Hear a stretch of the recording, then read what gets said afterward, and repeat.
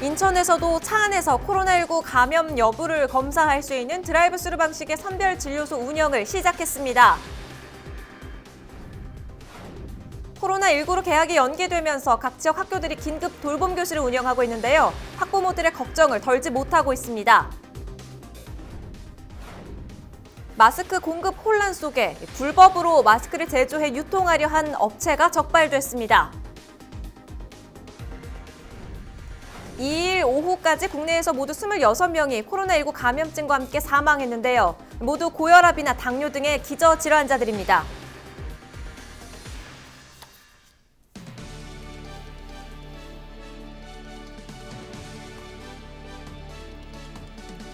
시청자 여러분 안녕하십니까? 헬로티비 뉴스입니다. 코로나19 확산으로 전국 유치원과 초중고등학교 개학이 2주일 더 미뤄졌습니다. 교육부는 이에 따라 이 기간 학생들이 집에서 온라인으로 학습할 수 있도록 무료 콘텐츠 시청 등을 안내하기로 했습니다. 또 맞벌이 부부들을 위해 개학 연기 기간에 유치원과 초등학교에 긴급 돌봄 교실을 오전 9시부터 오후 5시까지 운영할 방침입니다. 최근 이틀 사이 대구 경북에서만 9명이 코로나19로 숨졌습니다. 2일 오후를 기준으로 국내 사망자는 모두 26명으로 늘었는데요. 이들은 모두 고혈압이나 당뇨 등 기저질환, 이른바 지병이 있었던 것으로 확인됐습니다. 권수경 기자입니다. 2일 오후 2시 기준으로 국내 사망자는 26명입니다. 대구 지역 사망자가 17명으로 전체 65%를 차지합니다. 사망자의 평균 연령은 68세입니다. 이 가운데 50대가 5명, 60대가 7명, 70대가 7명, 80대가 4명입니다. 확진자 가운데 사망자를 따지는 치사율은 0.5% 정도인데 80세 이상에선 3.7%까지 치솟았습니다. 또한 사망자 모두 기저질환이 확인됐습니다. 일반적으로 가장 흔한 고혈압과 당뇨와 함께 기관지 질환, 치매, 천식, 뇌경색, 심혈관계 질환도 있었습니다. 지금까지 대구에서 사망한 16분에 대해서 기저질환의 분포를 말씀드리겠습니다. 16분 중에서 고혈압과 당뇨병이 각각 8분으로 50%를 차지하고 계셨고, 암을 가지고 계신 분이 4분으로 25%, 신부전으로 치료를 받으시던 분이 2분으로 12.5%를 50세 이상이면서 기저질환을 가지고 있다면 고위험군에 속할 가능성이 높습니다. 정부는 고령자와 기저질환자 중심으로 적극적인 검사와 치료를 권하는 피해 최소화 전략을 꺼내들었습니다. 매일 급증하는 환자 수를 감당하기에는 역부족이었으나 이제는 증상별로 환자를 분류하여 환자 상황에 맞게 격리 치료할 수 있게 되었습니다. 변경된 지침에 따라 고위험군은 증상이 나타나면 대기 없이 곧바로 진료를 받을 수 있습니다. 헬로티비 뉴스 권수경입니다. 인천에서도 주말 사이 코로나19 확진자가 또 늘어났습니다.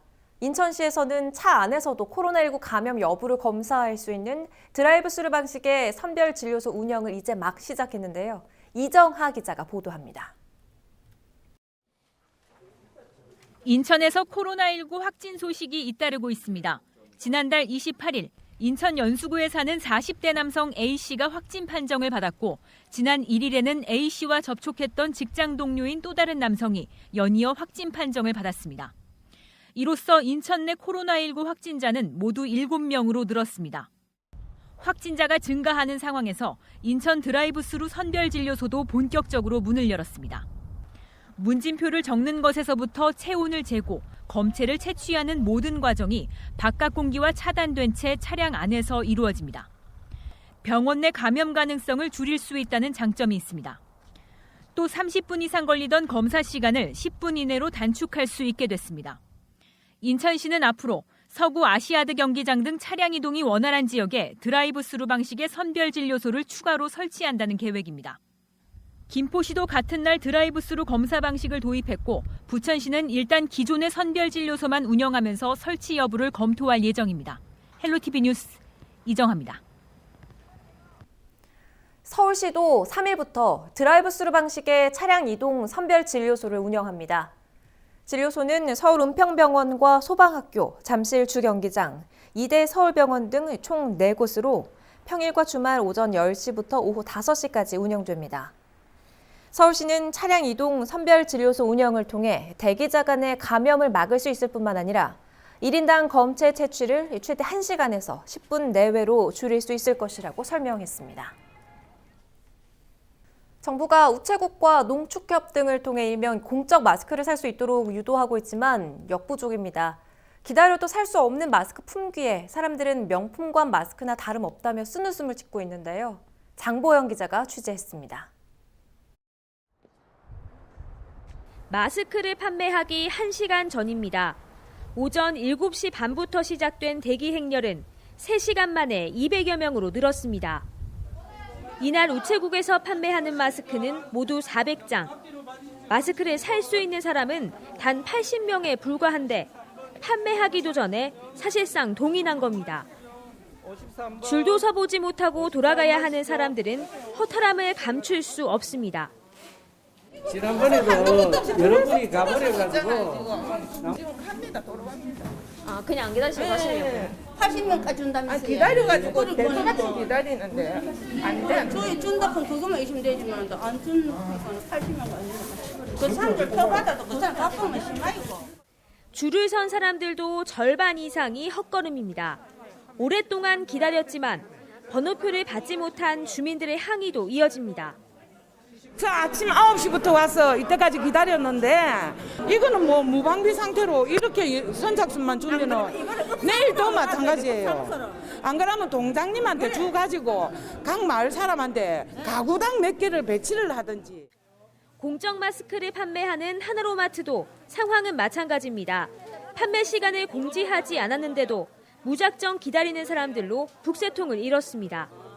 마스크가 입고되자마자 판매를 시작해 5분 만에 품절됐습니다.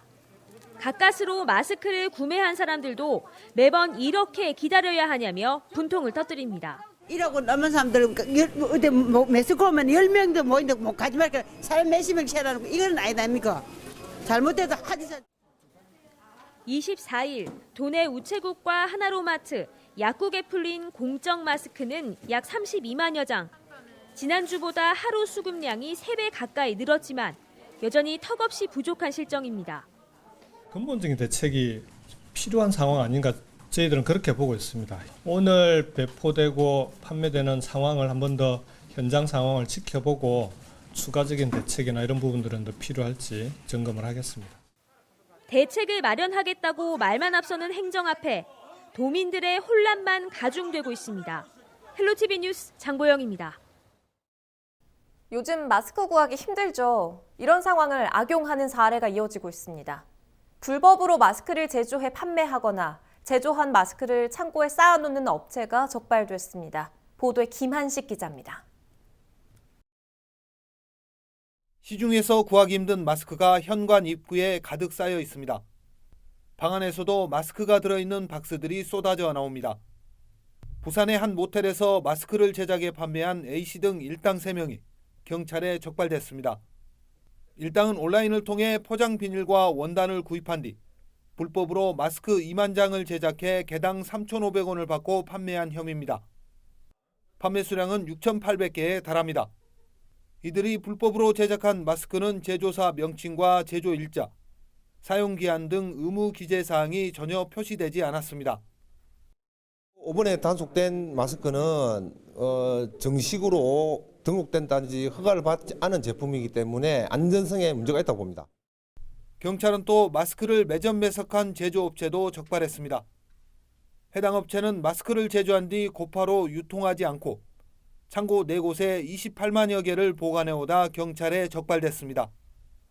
마스크 가격이 폭등하다 보니까 짧은 기간 안에 많은 돈을 벌 것이라는 그런 안일한 그런 생각을 가지고 경찰은 마스크 대란을 이용해 마스크를 불법으로 제작, 유통하거나 매점 매석 행위에 대해 엄정 대응한다는 방침입니다. 헬로티비 뉴스 김한식입니다. 코로나19로 개학이 연기되면서 자녀를 맡길 곳이 없는 가정을 위해 각 학교들은 긴급 돌봄 교실 운영에 들어갔습니다. 하지만 코로나19에 대한 공포 때문인지 돌봄 교실에 자녀를 맡기는 가정이 크게 한산한 모습입니다. 김호 기자입니다. 고양시의 한 초등학교. 예년 같으면 방학을 끝내고 온 학생들로 시끌벅적해야 할 교정이 코로나19 확산으로 개학이 연기되면서 적막감이 감돕니다.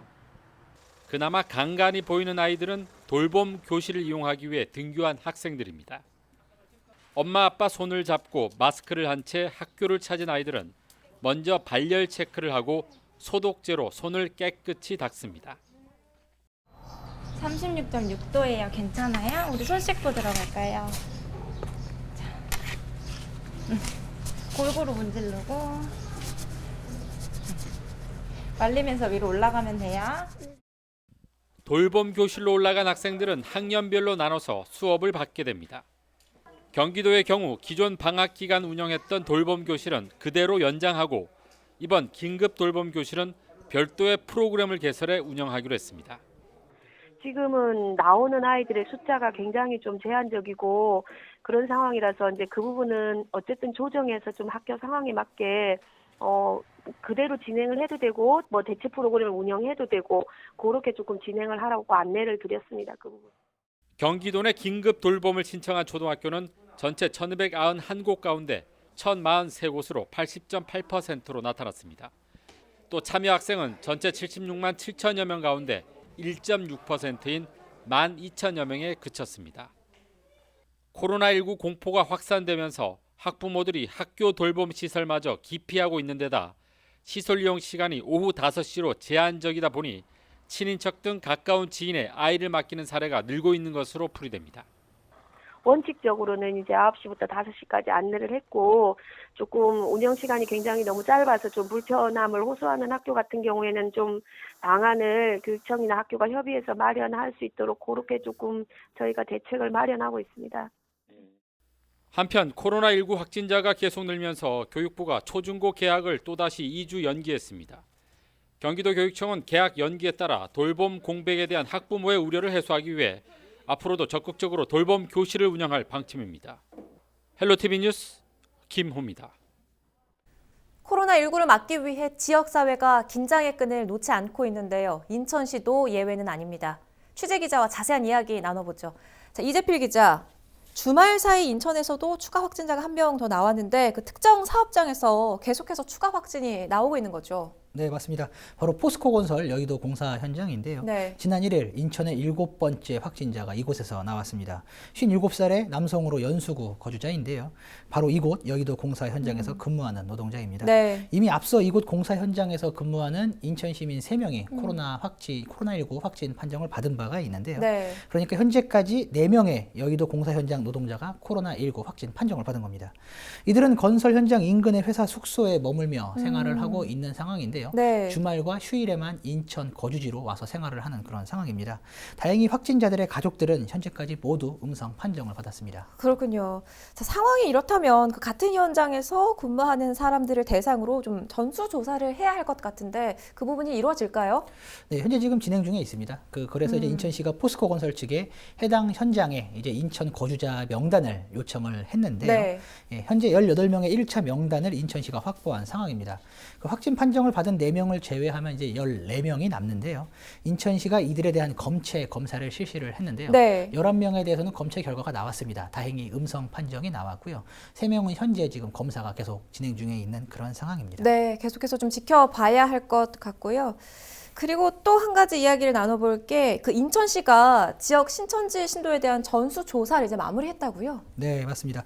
인천시는 지난 2월 28일부터 지역 내 신천지 신도에 대한 이제 전수조사를 시작을 했습니다. 네. 그리고 인천시가 2일 오전 전수조사를 마무리했다라고 이렇게 발표를 했는데요. 확인된 인천 지역 내 신천지 신도는 모두 11,826명입니다. 이들에 대해 먼저 전화로 상태를 확인을 했고요. 이 중 발열 등 어떤 이런 증상을 보이거나 아니면 대구를 방문한 이력이 있는 신도들을 유증상자로 이렇게 구분을 했는데요. 네. 유증상자 수는 304명입니다. 그리고 이들 유증상자에 대해서는 이제 검체 채취 검사를 진행을 했는데요. 네. 현재까지는 확인된 양성자는 없습니다. 다행이네요. 현재까지는 음성이라는 네. 얘기인데요. 그런데 문제는 지역 내 신천지 신도 중에 연락이 닿지 않는 사람들이 있다는 것입니다. 현재 지역 내 신천지 신도 312명의 상황이 현재 확인이 되지 않고 있는 그런 상황이에요. 네. 현재 이제 이에 대해서 인천시가 이들에 대한 소재 파악을 위해서 인천지방경찰청에 소재 파악 요청을 한 상황인데요. 인천시는 이제 인천시경과 협력을 해서 이들의 소재가 파악이 되는 대로 지역 보건소로 즉각 연결해서 검체 검사를 실시한다는 그런 방침입니다. 잘 알겠습니다. 앞으로 나오는 상황 또 전해주시죠. 이재피 기자였습니다.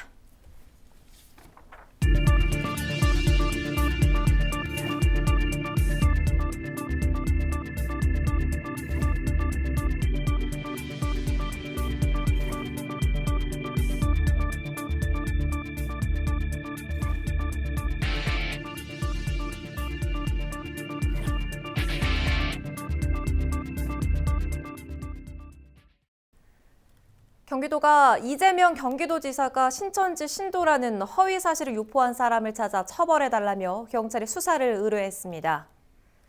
경기도는 지난달 26일 코로나19 대응과 관련한 이 지사의 조치를 칭찬하는 트위터 글에 한 네티즌이 이 지사가 신천지 교인이라는 허위 사실을 게시했다며 지난달 28일 수원 서부경찰서에 수사 의뢰했습니다.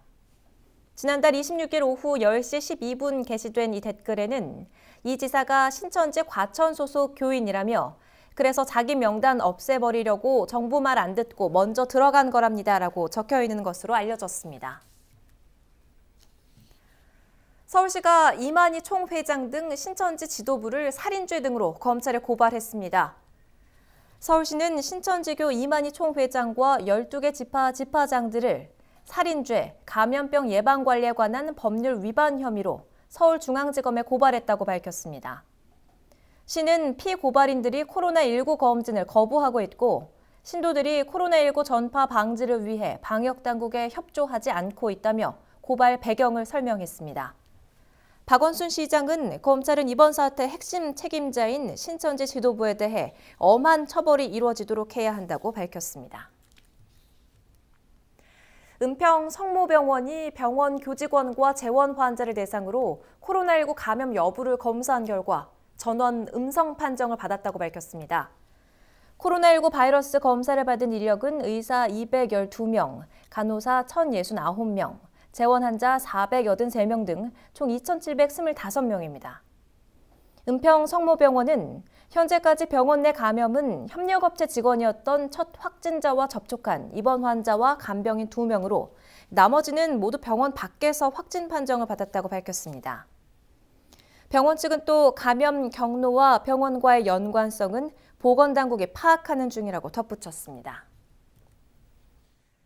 인천 남촌 농산물 도매시장이 새롭게 문을 열었는데요. 인천시가 코로나19 예방을 위해 도매시장 내 방역에 집중하고 있다고 밝혔습니다. 인천시는 개장을 앞두고 2회에 걸쳐 도매시장을 소독했는데요. 특히 출입구 등에 손세정제도 비치했습니다. 이와 함께 유통 종사자를 위해 시장 내 열 화상 카메라도 설치할 계획입니다. 코로나19로 지역 골목 상권이 타격을 입고 있는데요. 경기 지역의 임대인들 사이에서 임대료를 낮춰주는 이른바 선한 건물주 운동이 확산되고 있습니다. 경기도 파주시 운정가람 상가번영회 건물주들은 고통을 나누기 위해 임차인들의 월세를 약 20% 인하하기로 결정했는데요. 수원 세류 2동 건물주 15명도 임대료를 10% 인하하기로 했습니다.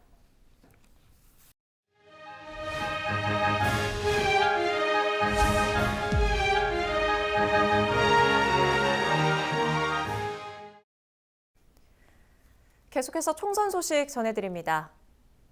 더불어민주당 서울 양천 갑 후보로 황희현 의원이 확정됐습니다. 황 의원은 자신의 SNS를 통해 공천 확정 소식을 전하며 지난 4년간의 성과에 덧붙여 남아있는 지역 현안들을 마무리해 양천 르네상스 시대를 열겠다고 밝혔습니다. 더불어민주당 인천 계양 갑 후보로 유동수 현역 국회의원이 확정됐습니다. 더불어민주당은 21대 총선 계양 갑 후보로 유동수 의원을 단수 공천했다고 밝혔습니다. 공인 회계사 출신의 유 의원은 지난 20대 총선에서 계양 갑에 출마해 초선 의원에 당선됐습니다. 반면 미래통합당에서는 오성규 예비후보의 불출마 선언에 이어 계양 갑 출마를 선언했던 안상수 의원이 미초를 지역구로 공천받은 뒤 아직까지 후보를 확정하지 못한 상태입니다. 헬로 헬로티비 뉴스 오늘 준비한 소식은 여기까지입니다. 저희는 언제나 여러분 곁에 있겠습니다. 시청해주신 여러분 고맙습니다.